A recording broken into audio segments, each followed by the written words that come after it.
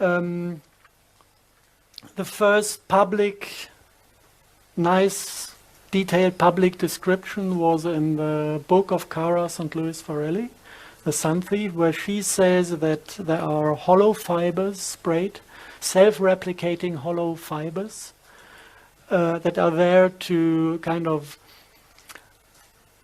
read out the light fingerprint of your DNA, transform it into an electromagnetic radio signal that is detectable via satellite and ground stations. This is what she found out by analyzing information dealt with the chemtrail communities in the United States. She never mentioned the name Morgellons in her book, but if you look at these Morgellons, who had heard about the Morgellons disease?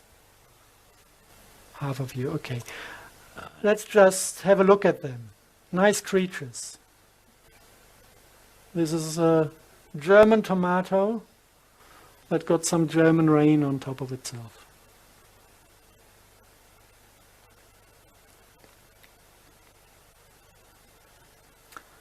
Is that real time? This is real time, yes. Now watch the Morgellon, what he does. He loves us. He's getting excited and he's trying to get close.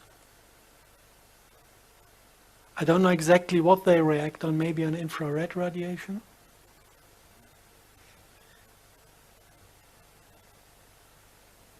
So these are basically, it's mycelium of a certain type of fungus. And this fungus is, first, if you want to look at it, it's airborne. It's not a single fiber here and there. It is glowing under UV light. So if you take a UV lamp at night, you can see those fibers airborne. And there are billions of them. Not every night, but every now and then. You can see them fly around. And these fibers, this fungus is infecting the human body. And with 95% or 99% of the people, nothing special happens. They're just embedded somewhere, and your biology is keeping the fungus population low in your body. They just function as a plasmonic antenna to send out a signal, but you don't get sick from it. You don't get ill. No visible symptoms. So we would guess 100% of the population in Europe is infected. It's not a big deal. It's not dangerous, as long as the body can handle these things. Some of the people cannot handle it. And then the mycelium is starting to grow within the body and starting to multiply. And at a certain point, they are extracted via the skin. And you can see that they have this ability to collect colors. You have blue Morgellons and you have red Morgellons. And nobody knows where these colors come from because they are of technical origin. It's not a natural substance. So you can see them when the skin is opening. You can see them under the microscope if you make a blood analysis. You can see that the blood is infected. And you can let them grow artificially in a petri dish. And if you look at them, you see they're a little bit more complex than a simple fungus. They have kind of organs inside. They have little red stem cells of an unknown species that are self-replicating as well. And apparently they produce other structure. This looks like a sporing body. It's like the unit where the mycelium at a certain point is forming a mushroom, a fruiting body. And then from the fruiting body you would expect the spores for the next generation, if this is a mushroom, if this is a fungus. So this seems to be the containment for the spores, because if you put this into the petri dish, you can see the next generation growing. And other things you find, now it's getting fringe, it's really getting fringe, is fragments of insect skin being extracted from a Morgellon victim. So something makes these, something from this disease is making insect parts or insects grow within the human body.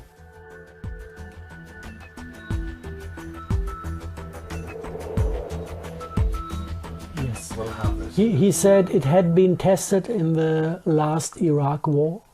This was the war was only done for the purpose of testing the system. Now you're talking about the most recent one with Yes, George Bush. with the junior. With Donald Bush. Yeah. And they sprayed that in Iraq. And they sprayed it in Iraq, and we had single news, for example, that they fought back the Iraqi army by utilizing microwave weapons that gave them the feeling that the skin burns. Yeah. This was in public media and Yes. mainstream media. And this is not because the microwave weapon had the intensity to make it burn. This is because the RNA was triggered to create the sensation of burning.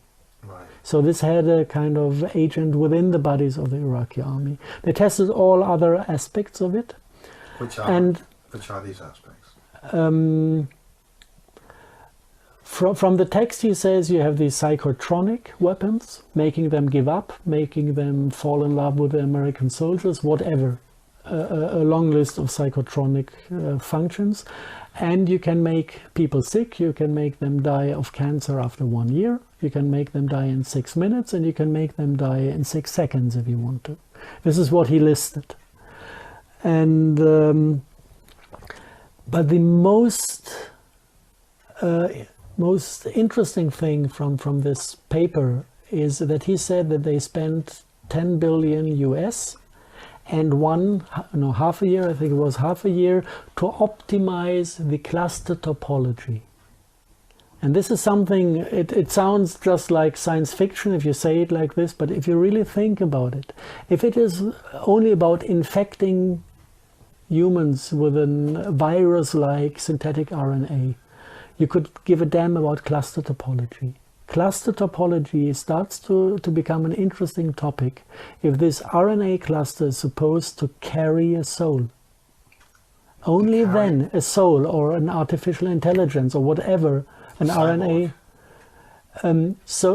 This is kind of the first time that I had an input, an idea of how do they turn people into biorobots. You have the RNA cluster within the air, sprayed in the air with a defined distance from RNA to RNA. And within the human body, the same RNA cluster is prolonged within the cells. And now, whatever is carried by these clusters, the artificial intelligence or a program or a soul, whatever this is, can travel from the dust into the human being. This is smart dust. And this is what they call smart dust. And now, this is all kind of grabbed theory. If you take the Morgellon topic is, you find it described as a transhumanistic technology to extract light from the human body, turn it into a radio signal to read out what happens within the human, and opposite way to insert light, not radio frequency, to the human to make him feel whatever you want to make him feel. If you take this Morgellon concept, if you take the nanocrystals, the nanocrystal concept, and if you take all the other things, and then you look into some internal papers of the NASA. This is something that went online, I don't know when, 2000 maybe, or a little bit earlier. It wasn't meant to be published. It was an internal lecture in the NASA facilities in the United States. I like the way you say NASA. Is that just your thick German accent, or are you putting a Z in there intentionally? No, it was not intentionally, but it is like this. And they kind of inform each other about future strategic issues for warfare, projecting to the year 2025 with a subtitle, big subtitle, "The Future is Now."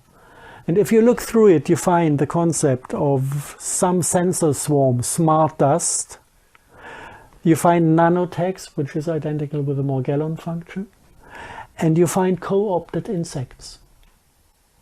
So somewhere in the American intelligence community, Big which spiders. seems to be black magic inspired. Oh, well, there are certain individuals who would say the US Army has totally been satanic since like the 1930s. Sometimes I would say it looks like. Definitely the the army-based intelligence community, especially whatever was founded by the Tavistock Institute, which is CIA and Office of Naval Intelligence. Those are definitely black magic institutions. From their origin, going back to the Tavistock, I mean, this is Kara's part more than mine. There's an interview, I guess, of her online. But NASA knows all the components, and it is interlocked in the United States. If you go to Silicon Valley, you have three big buildings. One is Singularity University, with the founder Ray Kurzweil, who is dreaming about, and there are interviews out there where Kurzweil is dreaming about sending nanobots to other planets to harvest energy and matter, to multiply the overall intelligence of the human-machine civilization. Originally his words. And then he asks himself if there's a God that exists, and he says, not yet.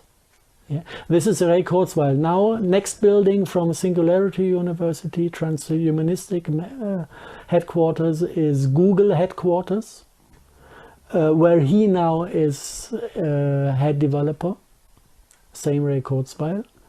And on the other side of the university is NASA headquarters, the one who is certifying the planes to spray, according to Kara's novel.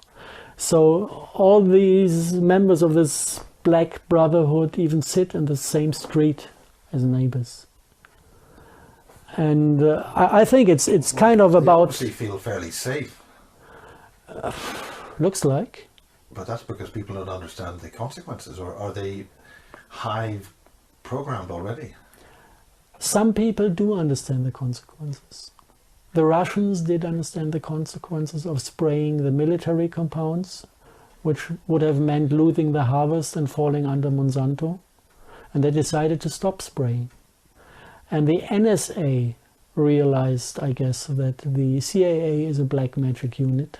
And the NSA, at least parts of it, is still into American interests and the American...